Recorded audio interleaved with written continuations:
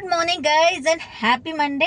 आजचा विचार सो एकदम मोटिवेशन मिळालं की ठीक आहे, मी फुल चार्जअप झाली आहे आणि मी हे टास्क करणार आहे. समज आज मी एका ब्रिजवर उभी आहे आणि मला तो ब्रिज क्रॉस करायचा, मला दुसरं ब्रिजच्या पलीकडची साईड दिसत नाही आहे, पण मी I am full charged up and I am going to do it. ठीक आहे, तर फक्त हे मोटिवेशन मला हेल्प करणार आहे का? नाही ना. त्यासाठी ती एनर्जी मला डेली ते स्टेप्स घेतल्याने मी त्या ब्रिजच्या पलीकडे जाणार आहे ना. ब्रिजच्या एका स्टेपला मी येऊन थांबले, ठीक आहे, तिथून पुढे माझ्यासाठी दुसरं कोण चालू शकणार आहे का?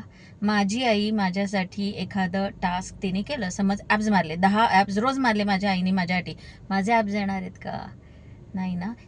एखादी सासू 5 किलोमीटर पळाली, तिच्या सुनेचे कॅलरीज बर्न होणार आहे का? नाही ना.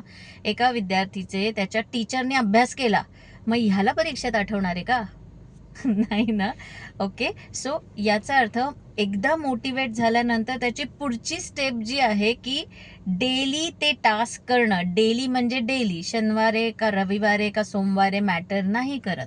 एकदा मी गोष्ट ठरवली आणि मला ती करायची आहे, मला ती करायचीच आहे, ती करावीच लागणार.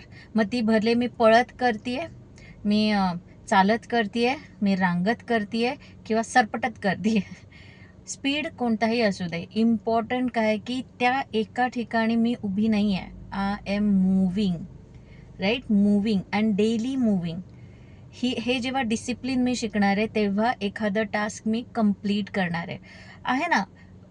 अलाउड आहे मध्ये थांबणं, रडणं, चिडचिड करणं, अलाउड आहे, पण त्याची पुढची स्टेप परत सुरुवात करणं ही आहे. तिथे थांबला हे नाही, पण तिथून पुढे परत चालायला लागलात ते. तुम्हाला काय वाटतं?